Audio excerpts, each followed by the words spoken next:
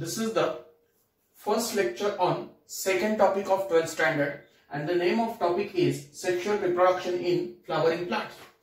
Topic starts with the flower.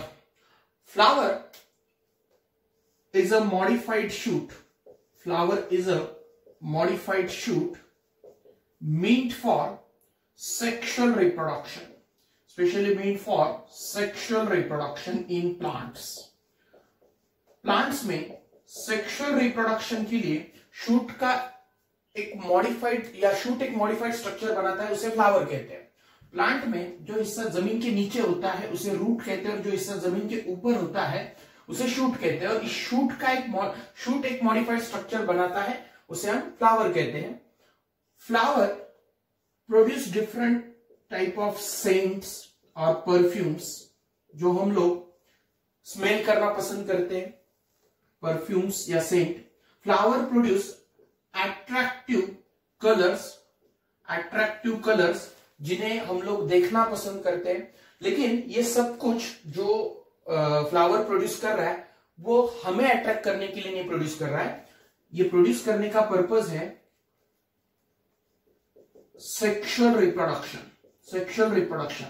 Plant को reproduction करने के लिए पॉलिनेटिंग एजेंट्स को अट्रैक्ट करना जरूरी होता है और pollinating agent in bright colours और सेंट्स और परफ्यूम्स को स्मेल करके ही प्लांट की तरफ अट्रैक्ट होते हैं और उसी लिए फ्लावर इन्हें प्रोड्यूस करता है। पॉलिनेशन क्या है, पॉलिनेटिंग एजेंट क्या है, ये आपको इसी टॉपिक में नेक्स्ट लेक्चर में पता चलेगा। नाउ फ्लावर जो है, फ्लावर को हमारी सोसाइटी में एस्थेटिक वैल्यू है, रिलीजियस वैल्यू है, ऑर्नामेंटल वैल्यू है, फ्लावर को कल्चरल वैल्यू भी है। Aesthetic means for the purpose of beauty, religious अलग अलग रिलीजन्स में अलग अलग फ्लावर्स के इंपॉर्टेंस है। ऑर्नामेंटल गहनों की तरह, जैसे कि गजरा जो होता है ऐसे अलग अलग गहनों की तरह सजावट के लिए फ्लावर्स यूज किए जाते हैं। कल्चरल एक्टिविटीज में भी फ्लावर का इंपॉर्टेंस है, जैसे कि कई सारे कल्चरल एक्टिविटीज में फ्लावर डेकोरेशन पर्पस के लिए या फिर बाकी चीजों के लिए यूज होते हैं।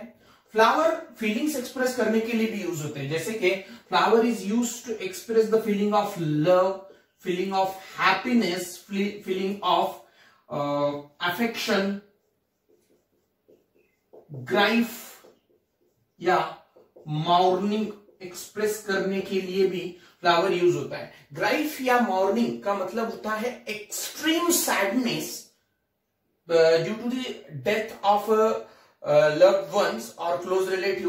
किसी करीबी की डेथ से जो एक्सट्रीम सैडनेस आता है उसे डिस्क्राइब करने के लिए यह वर्ड यूज होता है, ग्राइफ या मॉर्निंग।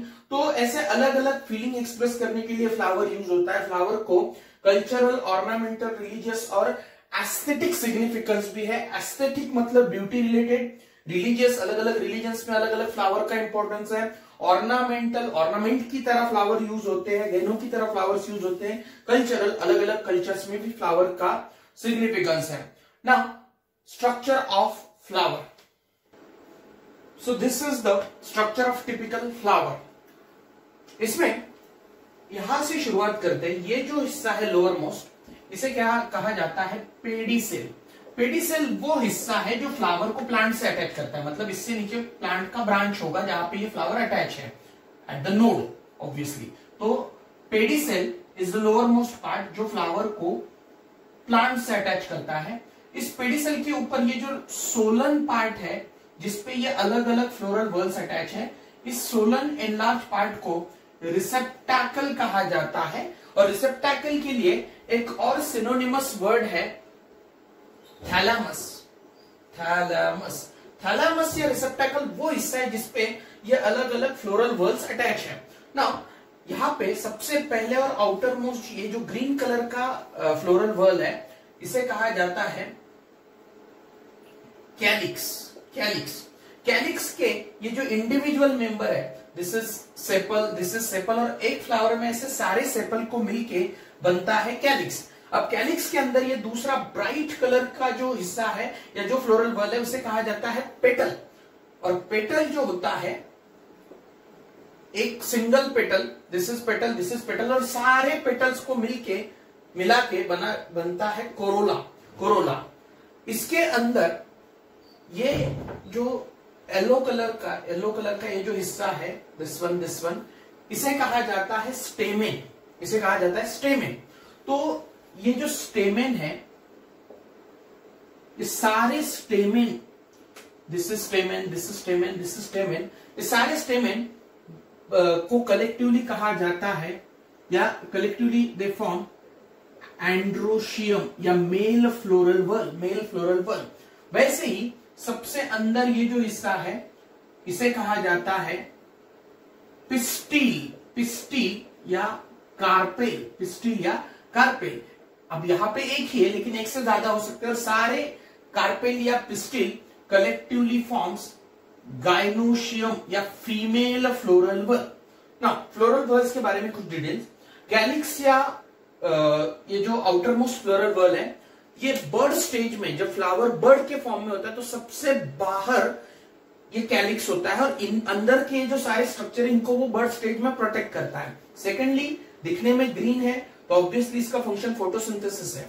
इसके अंदर ये जो पेटल से बना हुआ कोरोला है, ये कोरोला अलग अलग पॉलिनेटिंग एजेंट्स को अट्रैक्ट करता है। पॉलिनेटिंग एजेंट्स यानी कोई भी ऐसा एजेंट जो एंथर से पोलन ग्रेन उठा के स्टिग्मा पे डाल दे। तो this act of deposition of pollen grains from anther to stigma is the pollination, और जो कोई भी एजेंट ऐसा करे उसे पॉलिनेटिंग एजेंट कहा जाता है। बीज, हनी बीज, बम्बल बीज, बटरफ्लाई, बर्ड्स या फिर बैट, ऐसे कई सारे ऑर्गेनिजम्स है जो pollinating as a pollinating agent act होते हैं। ये लिविंग पॉलिनेटेड के, आप बायोटिक पॉलिनेटिंग एजेंट्स के एग्जांपल हुए। वैसे वाटर या फिर विंड जो है, हवा, वो अबायोटिक यानी नॉन लिविंग पॉलिनेटिंग एजेंट होते हैं। तो लिविंग पॉलिनेटिंग एजेंट्स को, जिंदा ऑर्गेनिजम्स को अट्रैक्ट करने के लिए ब्राइट कलर और सेंट परफ्यूम्स प्रोड्यूस करते हैं फ्लावर्स। तो this brightly coloured petals from the corolla and the function of corolla is to attract the pollinating agent for the purpose of pollination. उसके अंदर ये स्टेमेन है। ये स्टेमेन का ऊपर वाला ये जो हिस्सा है, एनलार्ज हिस्सा, इस एनलार्ज हिस्से को कहा जाता है एंथर। इसके बारे में हम काफी डिटेल पढ़ने वाले हैं, लेकिन यहाँ पे मुझे सिर्फ ये बताना है कि एंथर में पोलन ग्रेन प्रोड्यूस होते हैं। यहाँ पे पोलन ग्रेन्स प्रोड्यूस होते हैं। पोलन ग्रेन्स के अंदर मेल गैमेट प्रोड्यूस होता है। तो this stamen is a male gamete producing floral bulb. ये मेल गैमेट प्रोड्यूस करने वाला फ्लोरल बल्ब है। वैसे ही यहाँ पे जो कार्पेल या पिस्टिल है, इसमें ये सबसे ऊपर वाला जो हिस्सा है, इसे कहा जाता है स्टिग्मा। उसके अंदर, उससे नीचे ये ट्यूबुला जो हिस्सा है, इसे कहा जाता है स्टाइल, और सबसे नीचे ये जो एनलार्ज सोलन पोर्शन है, इसे कहा जाता है ओवरी। ओवरी के अंदर यहाँ पे ओव्यूल्स होते हैं। Suppose this is ovule, suppose, एक से ज्यादा भी हो सकते हैं, एक भी हो सकता है। तो यहाँ पे ये जो ओव्यूल है, इस ओव्यूल के अंदर एग यानी फीमेल गैमेट प्रोड्यूस होता है। एग क्या है, एम्ब्रियो सैक क्या है, इसका भी डिटेल इसी टॉपिक के अगले लेक्चर में होगा। लेकिन यहाँ पे एग प्रोड्यूस होता है, तो मुझे अभी सिर्फ इतना बताना है कि ये female gamete producing floral bulb है, यानी फीमेल फ्लोरल बल्ब है, गाइनोशियम। वैसे ही एंथर वाला ये जो स्टेमेन है, ये male gamete producing floral bulb है। अब यहाँ पे अगर हम इनके फंक्शंस देखें तो कैलिक्स और कोरोला ये जो है, ये सेक्सुअल रिप्रोडक्शन के लिए हेल्पफुल है, लेकिन इसेंशियल नहीं है। मतलब अगर ये है तो सेक्सुअल रिप्रोडक्शन जो है वो फैसिलिटेट हो सकता है, फास्ट हो सकता है, इजी हो सकता है, लेकिन अगर एंड्रोशियम और गाइनोशियम या स्टेमेन या कार्पेल नहीं है तो सेक्सुअल रिप्रोडक्शन हो ही नहीं सकता। मतलब these floral bulbs are accessory floral bulbs, वो सेक्सुअल रिप्रोडक्शन में हेल्प करते हैं, लेकिन स्टेमेन और कार्पेल जो है वो एक्चुअली सेक्सुअल रिप्रोडक्शन में पार्टिसिपेट करने के लिए जो गैमेट्स चाहिए उनको प्रोड्यूस करते हैं। इसलिए एंड्रोशियम को और गाइनोशियम को, यानी स्टेमेन वाले फ्लोरल बल्ब को और पिस्टिल वाले फ्लोरल बल्ब को इसेंशियल फ्लोरल बल्ब्स कहा जाता है। तो हम अब शुरुआत करेंगे इस स्टेमेन के स्ट्रक्चर से। पहले स्टेमेन का स्ट्रक्चर होगा, उसके बाद पोलन ग्रेन का स्ट्रक्चर होगा, उसके बाद इस गाइनोशियम का यानी पिस्टिल का स्ट्रक्चर हम देखेंगे, उसके बाद इसके अंदर जो ओविल होता है उसका स्ट्रक्चर देखेंगे, और उस ओविल के अंदर एम्ब्रियो सैक होता है उसका स्ट्रक्चर देखेंगे, जहां पे फीमेल गैमेट लोकेटेड है। So this is the structure of stamen. इसमें 3 पार्ट होते हैं। ये जो धागे जैसा है या जो ऊपर वाले इस एंथर को नीचे थैलेमस या पेटल से अटैच कर रहा है। कुछ फ्लावर्स में पेटल से अटैच किया जाता है इस स्ट्रक्चर को। अदरवाइज मोस्ट कॉमनली सारे फ्लोरल वर्ड्स तो थैलेमस से अटैच है, लेकिन कुछ जगह पे ये जो स्टेमेन है ये पेटल पे अटैच होता है और ऐसे फ्लावर्स को इपी पेटल्स फ्लावर्स कहा जाता है या एंड्रोशियम को इपी पेटल्स एंड्रोशियम कहा जाता है। नाउ यहां पे इस स्ट्रक्चर को कहा जाता है फिलामेंट। फिलामेंट स्टेराइल है, इट इज नॉट फर्टाइल। मतलब ये कुछ पोलन ग्रेन वगैरह प्रोड्यूस करने में इसका कुछ रोल नहीं है। ऊपर वाला ये जो हिस्सा है इसे एंथर कहा जाता है। एंथर में पोलन ग्रेन प्रोड्यूस होते हैं, इसलिए this anther is a fertile part of the stamen. अब तीसरा हिस्सा क्या है, तो इन दोनों को अटैच करने वाला जो स्ट्रक्चर होता है जहां पे फिलामेंट और एंथर एक दूसरे से अटैच है, उसे कहा जाता है कनेक्टिव। तो ऐसे 3 स्ट्रक्चर एक स्टेमेन में होते हैं। एंथर जिसमें एक्चुअली पोलन ग्रेन प्रोड्यूस होंगे, कनेक्टिव जो कि फिलामेंट और एंथर को अटैच कर रहा है, फिलामेंट जो कि इस स्टेमेन को या जो एंथर को नीचे थैलेमस से अटैच करवा रहा है। नाउ अब यहां पे साफ दिख रहा है कि एंथर में 2 लोब होते हैं। जनरली या मोस्ट कॉमनली 1 लोब भी हो सकता है, जैसे कि मालवासी फैमिली के जो मेंबर्स हैं उनमें 1 ही लोब होता है, लेकिन मोस्ट कॉमनली 2 लोब है। 2 लोब्स जो है 2 लोब्स है, इसलिए एंथर को डायथिकस एंथर कहा जाता है। अब अगर मैं एंथर का यहां से क्रॉस सेक्शन लू, यहां से एंथर को काटू और एंथर आपको अंदर से दिखाऊं, तो एंथर कुछ इस तरह से दिखता है। तो साफ है कि इसमें 4 कॉर्नर्स है, so it is tetragonal. Now अब ये एक लोब है और ये एक लोब है और बीच में से ये जो डिप्रेशन है, this is the longitudinal groove जो दोनों लोब्स को सेपरेट कर रहा है। अब एक लोब के अंदर अगर देखो तो आपको ऐसे 2 सैक लाइक स्ट्रक्चर दिखेंगे। इन सैक लाइक स्ट्रक्चर को कहा जाता है माइक्रोस्पोरेंजियम। प्लूरल में कहा जाता है microsporangia. This is single microsporangium. ऐसे एक लोब में 2 माइक्रोस्पोरेंजियम है, तो 2 लोब में 4 माइक्रोस्पोरेंजिया होंगे, इसलिए एंथर को टेट्रा यानी 4 स्पोरेंजिएट भी कहा जाता है। Tetra sporangiate. Sporangiate is for microsporangia. Microsporangia क्या है, तो माइक्रोस्पोरेंजिया वो स्ट्रक्चर है जहां पे माइक्रोस्पोर्स या पोलन ग्रेन्स प्रोड्यूस होते हैं। मतलब माइक्रोस्पोर बनते हैं और माइक्रोस्पोर में कुछ चेंजेस आके उसकी कुछ मैच्योरेशनल चेंजेस आके वहां से पोलन ग्रेन बनते हैं। मतलब microspores leads to the formation of pollen grain. तो माइक्रोस्पोरेंजियम ऐसी जगह है जहां पे एक्चुअली पोलन ग्रेन बन रहे हैं। नाउ स्ट्रक्चर, अब ये जो स्ट्रक्चर है ये मैच्योर एंथर का है। इसका हम लोग एक स्लाइड देखते हैं। So this is the filament, this is anther. Anther का क्रॉस सेक्शन लेने पे वो कुछ इस तरह से दिखेगा। यहाँ पे ये लॉन्जिट्यूडिनल ग्रूव इस लोब को सेपरेट कर रहा है। ये कनेक्टिव है जहां से फिलामेंट अटैच होता है। नाउ यहाँ पे ये पोलन सैक है, इनको माइक्रोस्पोरेंजिया भी कहा जाता है। ऐसे 4 है, इसलिए इसे टेट्रास्पोरेंजिएट एंथर भी कहा जाता है। और 2 लोब है, इसलिए इसे डायथिकस भी कहा जाता है। नाउ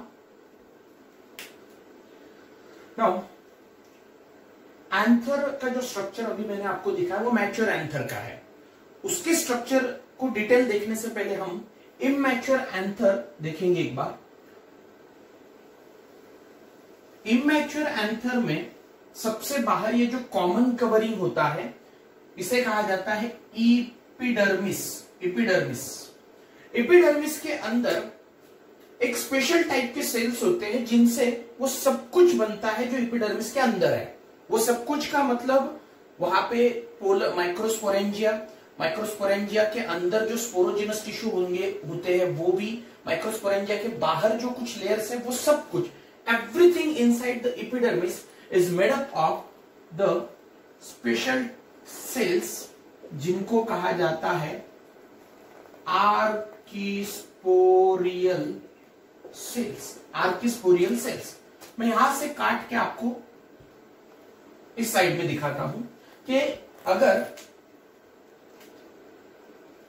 ये एपिडर्मिस है, suppose this is the epidermis, और इसके अंदर ये आर्किस्पोरियल सेल्स है, तो आर्किस्पोरियल सेल माइटोसिस से डिवाइड होके अंदर की साइड से एक सेल प्रोड्यूस करते हैं।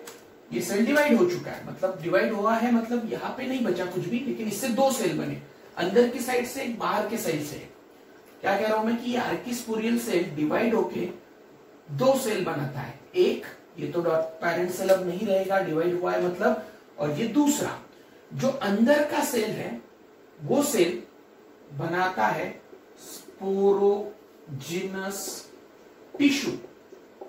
Tissue is the group of cell having common origin and usually similar function. Common origin और यूजुअली सिमिलर फंक्शन के सेल्स के ग्रुप को टिश्यू कहा जाता है। तो ये जो अंदर का सेल है ये डिवाइड एंड रीडिवाइड होके स्पोरोजिनस टिश्यू बनाएगा, स्पोरोजिनस टिश्यू बनाएगा। स्पोरोजिनस टिश्यू के ये जो सेल्स है वही सेल पोलन ग्रेन्स बनाते हैं, पोलन ग्रेन्स बनाते हैं, मतलब ये पोलन मदर सेल बन गए। बाकी ये जो बाहर की साइड से जो सेल बना है, बाहर की साइड से जो सेल बना है उसे कहा जाता है पैराइटल सेल, पैराइटल सेल। और पैराइटल सेल इन स्पोरोजिनस टिश्यू के बाहर यहां से लेके यहां तक यानी एपिडर्मिस तक जो भी सेल्स या उसके टाइप्स मिलेंगे या जो लेयर्स मिलेंगे उन सबको ये पैराइटल सेल्स बनाता है। पैराइटल सेल किसे बनाता है? तो एपिडर्मिस के अंदर एंडोथेसियम नाम का सेल लेयर होता है, एंडोथेसियम, जो हम लोग अभी स्लाइड में देखेंगे वो एंडोथेसियम। उसके बाद यहां पे मैं एक और चीज कहूंगा, मिडल सेल लेयर, 2 से 3 लेयर सेल्स के होंगे एपिडर्मिस और इन स्पोरेंजिया के या स्पोरोजिनस टिश्यू के बीच में, उन मिडल सेल लेयर को भी ये पैराइटल सेल ही बनाता है। और साथ में स्पोरोजिनस टिश्यू के इमीडिएट सराउंडिंग में एक स्पेशल टाइप के सेल्स होते हैं जिनको कहा जाता है टैपेटल सेल्स, टैपेटल सेल्स। तो इस टैपेटम को भी पैराइटल सेल ही बनाता है। ये 3 नाम आगे स्ट्रक्चर में आएंगे।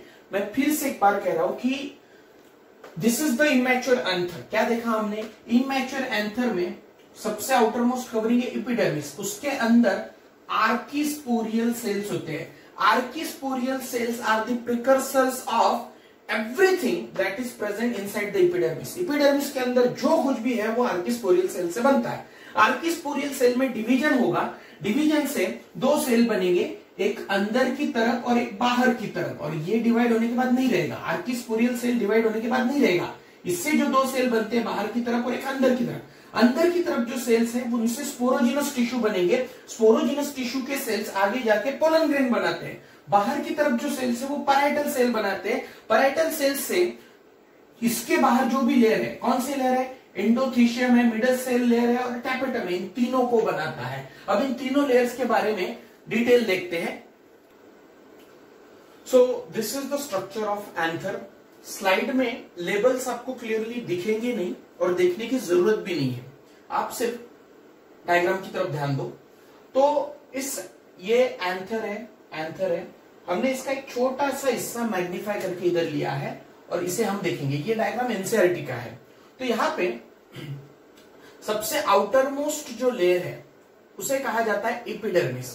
तो outer most layer is epidermis, single layer है और हर तरफ से चारों माइक्रोस्पोरेंजिया को सराउंड कर रहा है। हर तरफ से आउटर मोस्ट लेयर जो है वो पूरे एंथर को जो सराउंड करता है उसे एपिडर्मिस कहते हैं।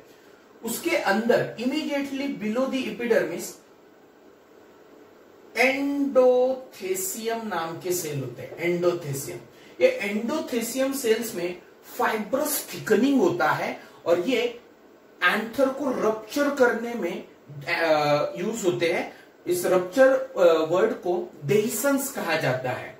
बुक में डेहिसंस वर्ड मिलेगा आपको। तो एंथर के डेहिसंस में ये एंडोथेसियम हेल्पफुल होता है, इसमें फाइब्रस थिकनिंग होते हैं। देन अब एंथर को रप्चर क्यों करना है, क्योंकि एंथर के अंदर ये जो पोलन ग्रेन है वो रिलीज होके स्टिग्मा पर जाए, इसलिए एंथर का रप्चर होना, उसका डेहिसंस होना जरूरी है। और उस डेहिसंस ऑफ एंथर में एंडोथेसियम ये लेयर हेल्पफुल होता है। इसके अंदर 2 से 3 लेयर होते हैं, मिडल सेल लेयर जिन्हें कहा जाता है। मिडल सेल लेयर मतलब अगर ये एपिडर्मिस है, ये एंडोथेसियम है, तो यहां से 2 से 3 लेयर जो है वो होते हैं मिडल सेल लेयर के। मिडल सेल लेयर एंथर जैसे जैसे मैच्योर होता जाता है वैसे वैसे डिजेनरेट होते हैं और मैच्योर एंथर में मिडल सेल लेयर नहीं पाए जाते। द इनर मोस्ट लेयर जो इमीडिएटली स्पोरोजिनस टिश्यू के सराउंडिंग में होता है, this cell, this cell, this one, this one, this one, क्योंकि अंदर का ये जो हिस्सा है ये स्पोरोजिनस टिश्यू का है। यहाँ पे पोलन ग्रेन बनेंगे, आप देख भी सकते हो कि these are the pollen grain, ये पोलन ग्रेन है। तो पोलन ग्रेन बनाने वाले जो अब तक तो यहाँ पे पोलन ग्रेन बने नहीं है, तो वहां पे कौन है, वहां पे स्पोरोजिनस टिश्यू के सेल्स है। तो इन स्पोरोजिनस टिश्यू के सेल्स को या स्पोरोजिनस टिश्यू को इमीडिएटली सराउंड करने वाले जो सेल्स हैं उन्हें कहा जाता है टैपेटल सेल्स और सिंगुलरली टैपेटम। ये टैपेटम जो है वो न्यूट्रिटिव होता है, वो अंदर के स्पोरोजिनस टिश्यू को और बाद में पोलन ग्रेन को न्यूट्रिशन देता है। पहला फंक्शन इसका। दूसरा फंक्शन इसका ये है कि ये यूबिश, इस पे एमसीक्यू भी है, यूबिश बॉडीज प्रोड्यूस करता है। यूबिश बॉडीज वो होते हैं जिनमें यूबिश बॉडी जो है वो टैपेटम प्रोड्यूस करता है। यूबिश बॉडीज में स्पोरोपोलिनिन होता है। स्पोरोपोलिनिन ये वर्ड और इससे रिलेटेड डिटेल्स आपको पोलन ग्रेन के स्ट्रक्चर में मैं इसी लेक्चर में बताऊंगा। तो यूबिश बॉडीज जो होते हैं वो उसमें स्पोरोपोलिनिन नाम का एक हार्ड रेजिस्टेंट स्ट्रांग मटेरियल होता है जो पोलन ग्रेन के वॉल पे डिपॉजिट होता है। तो एमसीक्यू आपको यह आएगा कि यूबिश बॉडीज कौन प्रोड्यूस करता है, तो आंसर इज टैपेटम। इसके अलावा एक और इंटरेस्टिंग चीज है, टैपेटम भले डायग्राम में ना दिखाया हो लेकिन टैपेटम में एक से ज्यादा न्यूक्लियस होते हैं, 2 या 2 से ज्यादा मतलब मल्टी न्यूक्लिएटेड होते हैं टैपेटम। और आपका बुक पूछता है कि क्यों मल्टी न्यूक्लिएटेड होते हैं, इसलिए होते हैं कि टैपेटम के जो सेल्स हैं उनमें एंडोमाइटोसिस होता है। एंडोमाइटोसिस में कैरियोकाइनेसिस यानी न्यूक्लियस के डिवीजन के बाद सेल डिवाइड नहीं होता, मतलब karyokinesis is not followed by cytokinesis. Division of nucleus यानी कैरियोकाइनेसिस और साइटोप्लाज्म का डिवीजन यानी साइटोकाइनेसिस। तो कैरियोकाइनेसिस के बाद साइटोकाइनेसिस ना होने की वजह से अंदर नंबर न्यूक्लियस तो डिवाइड होते जाते हैं लेकिन सेल का काउंट नहीं बढ़ता है। That's why these tapetal cells are multi nucleated, या उनमें 2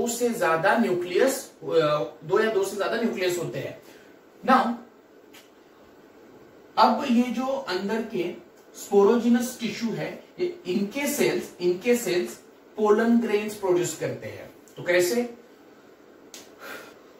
तो एंथर के अंदर जो स्पोरोजिनस टिश्यू होते हैं उन स्पोरोजिनस टिश्यू के सेल डिप्लॉयड है और उन स्पोरोजिनस टिश्यू के cells can directly undergo the meiosis to produce the pollen grains. So suppose this is the cell of sporogenous tissue. Sporogenous tissue का एक सेल है, ये पोलन ग्रेन बनाने के लिए as a mother cell act हो रहा है, इसलिए इसे पोलन मदर सेल पीएमसी ऐसे भी कहा जाता है। पोलन मदर सेल ये डिप्लॉयड है। पोलन मदर सेल में मियोसिस होगा। मियोसिस में आप सबको पता है कि 2 बार कैरियोकाइनेसिस और 2 बार साइटोकाइनेसिस होता है। तो फर्स्ट मियोटिक डिवीजन जो है मियोसिस 1 जो है उसके अंदर एक सेल से 2 सेल बनेंगे। यहाँ पे 2 न्यूक्लियस आपको साफ दिखाई दे रहे हैं। ये जो 2 सेल है दोनों हैप्लॉइड हो गए क्योंकि नंबर ऑफ क्रोमोसोम यहाँ पे हाफ हो जाएगा। अब यहाँ पे 2 से फिर 4 सेल बन जाएंगे मियोसिस सेकंड के थ्रू। तो मियोसिस 1 प्लस मियोसिस सेकंड ऐसे दोनों मियोसिस का मिलके मियोटिक डिवीजन कंप्लीट होता है। मियोसिस फर्स्ट का रिजल्ट है 1 से 2 हैप्लॉइड सेल, डिप्लॉइड सेल से 2 हैप्लॉइड सेल और 2 से यहाँ पे 4 हैप्लॉइड सेल बन जाएंगे।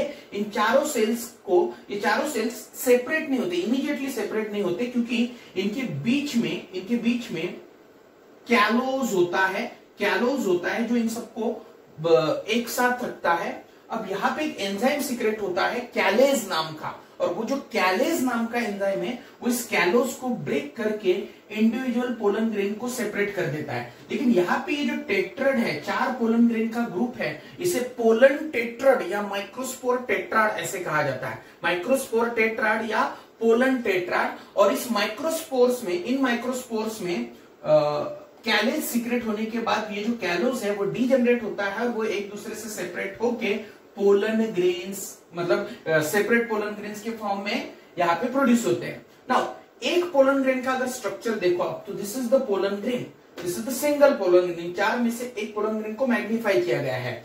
पोलन ग्रेन अगर हम माइक्रोस्कोप के अंडर देखें तो पोलन ग्रेन का साइज, शेप और डिजाइन्स वैरी होते हैं फॉर द, और वो एक एडेप्टेशन के जैसा है for the purpose of pollination.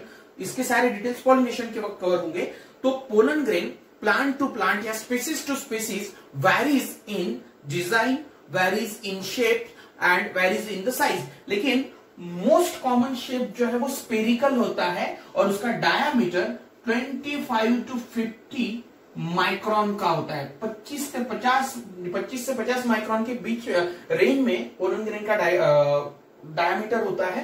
Then commonly spherical है। अब ये जो आउटर कवरिंग है पोलन ग्रेन का, इसे कहा जाता है स्पोरोडर्म, इसे कहा जाता है स्पोरोडर्म। स्पोरोडर्म में 2 लेयर होते हैं। आउटर जो लेयर है उस आउटर लेयर को एक्साइन कहते हैं, एक्साइन, और इनर जो लेयर है उस इनर लेयर को इंटाइन कहते हैं। Outer layer is exine, inner layer is intine. Exine जो होता है वो इस दुनिया में पाए जाने वाले one of the toughest material से बनता है और उस टफेस्ट मटेरियल का नाम है स्पोरोपोलेनिन। ये sporopollenin is resistant to extreme temperatures, acids, alkalis, और कोई भी एंजाइम से डाइजेस्ट भी नहीं कर सकता, डिस्ट्रॉय नहीं कर सकता। मतलब it is resistant to temperature, acids, alkalis and enzymes. इतना ये रिजिड है। लेकिन ये जो एक्साइन ये कंटिन्यूअस नहीं है, बीच बीच में एक्साइन जो है वो इंटरप्ट किया गया है छोटे छोटे ओपनिंग से, छोटे छोटे अपर्चर से। इन अपर्चर्स को कहा जाता है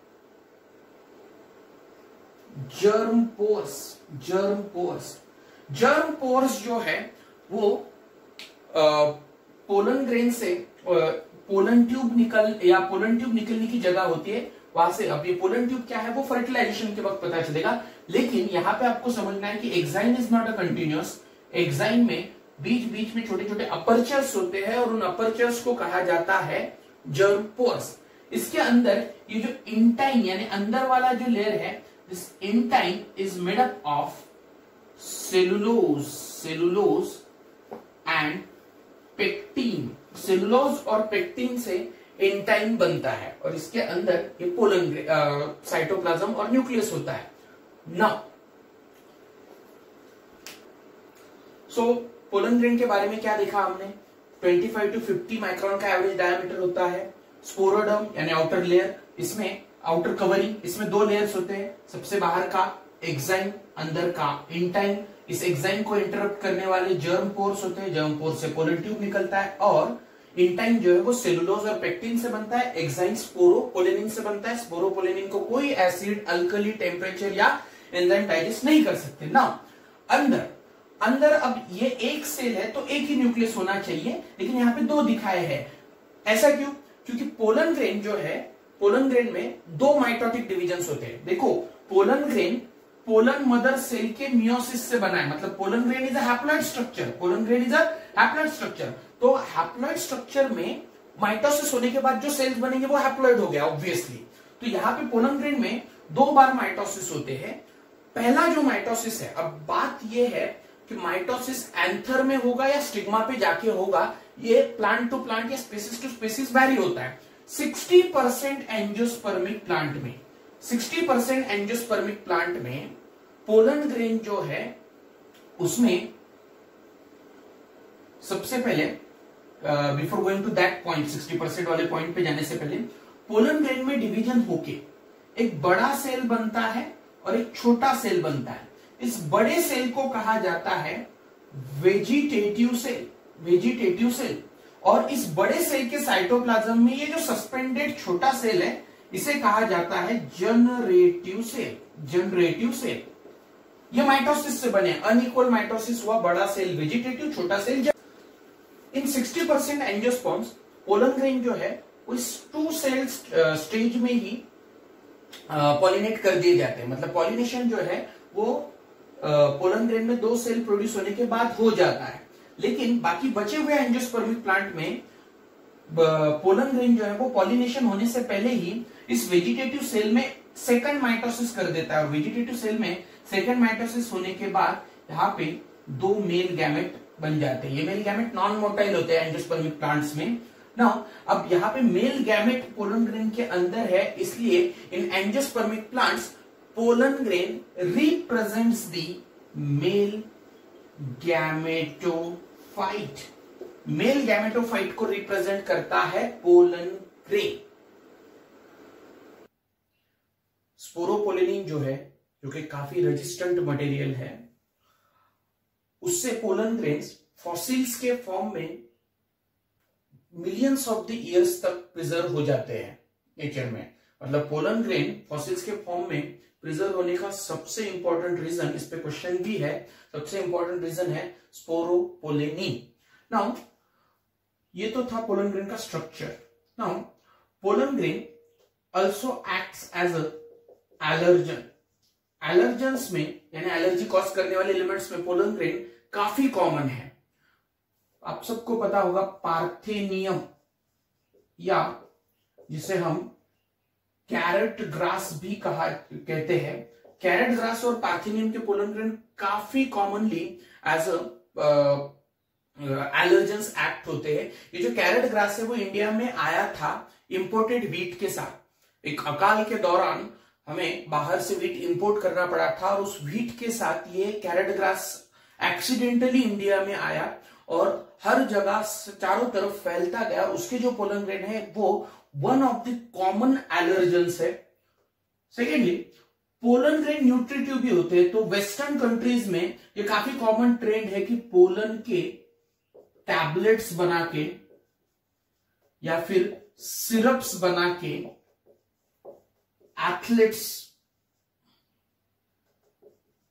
एथलीट्स या रेसिंग हॉर्स को दिए जाते हैं।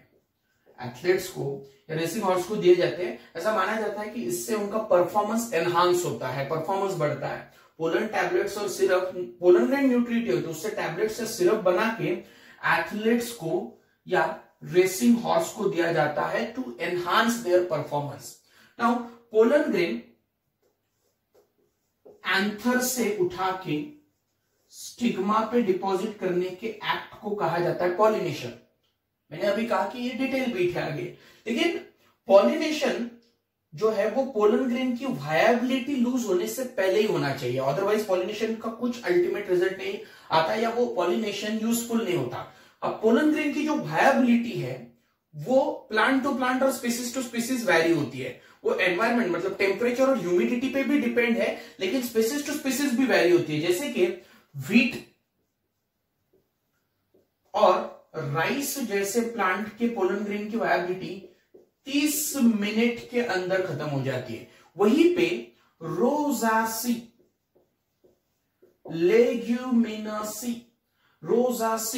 लेग्यूमिनासी जैसे फैमिलीज के जो प्लांट हैं उनमें पोलन ग्रेन महीनों तक वायबल रहते हैं, मंथ्स तक वायबल रहते हैं। रोजासी हो या लेग्यूमिनासी हो इन प्लांट में, या फिर सोलेनसी भी इसमें आता है। तो रोजासी, लेग्यूमिनासी और सोलेनसी के प्लांट के पोलन ग्रेन मंथ्स तक वायबल रहते हैं। साथ में जैसे सीमेन प्रिजर्व किया जाता है आर्टिफिशियल इंसेमिनेशन के लिए, वैसे पोलन ग्रेन को भी प्रिजर्व किया जा सकता है लिक्विड नाइट्रोजन में -196 डिग्री सेल्सियस पे।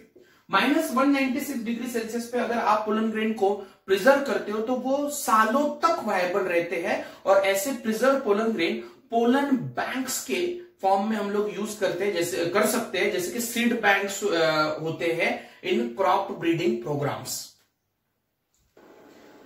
This is the electron micrographic picture of pollen grain, जिसमें आप पोलन ग्रेन के डिफरेंट शेप्स और डिजाइंस देख सकते हो. So pollen grains, and this is it all about the today's lecture. Thank you.